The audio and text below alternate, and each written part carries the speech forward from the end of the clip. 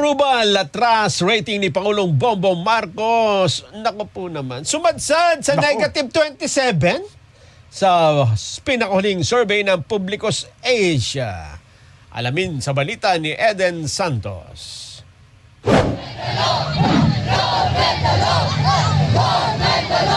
Hirap nang makabawi si Pangulong Ferdinand Marcos Jr. sa mga Pilipino. Sa pinakabagong survey ng Publicus Asia ay sumadsad sa negative 27% ang net approval at trust rating ng Pangulo. Kasi sobra-sobra nang nakakadismaya yung pamahalaan. Galit na galit ako ang taong bayan sa lahat ng korupsyon na nagaganap dito sa ating bayan. Mga Pilipino naghihirap dahil sa kagagawan ng mga walang katarungan na mga namumuno sa ating bansa. Patunay umano ang matinding pagkadismaya ng maraming Pilipino sa harap ng patuloy na mataas na inflation, paghina ng ekonomiya, matinding korupsyon at political accountability. Publicus Asia, ang net trust rating ni BBM ay negative 27 na lang. Grabe yan ha. Sobrang baba na niyan at ang ibig sabihin niyan talagang napakaraming Pilipino ang wala ng tiwala sa ating Pangulo ngayon at sa kanyang pamamahala. Kasi ang trust ay mas mabigat kaysa sa approval rating dahil ang tiwala pag nawala yan mas mahirap balikan yung o ibalik kasi kailangan mo talaga i-prove na kaya mong panindigan lahat ng mga sinasabi mo.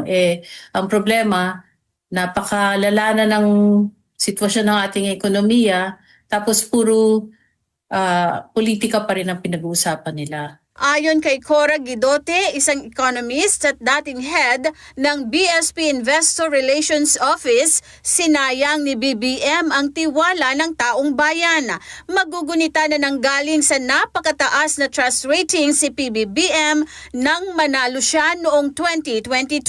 So parang ang laking pag-aaksaya ang ginawa niya doon sa pagtitiwala sa kanya ng mga Pilipino noon.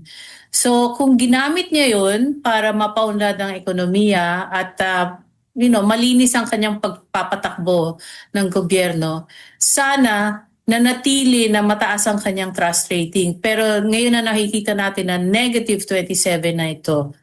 Ang ibig sabihin lamang niyan ay talagang inaksayan niya ang pagtitiwala sa kanya dahil sa mga nakita nating mga anomalya, mga korupsyon na nangyayari na parang ngayon lang nangyari sa Pilipinas yung ganyang kalaking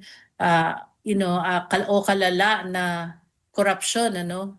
So yan, talagang malaking panghihinayang ang nangyayari at saka sayang talaga yung oportunidad na binigay sa kanya ng taong bayan.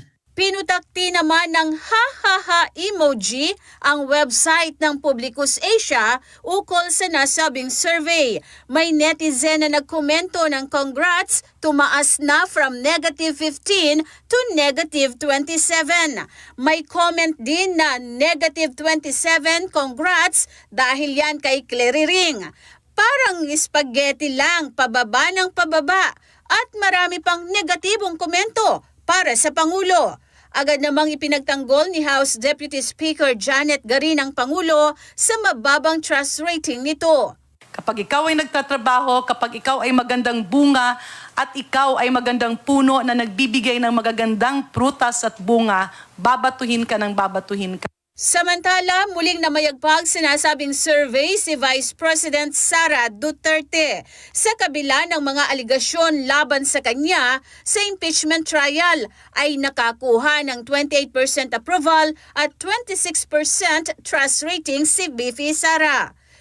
Eden Santos para sa 100% balita.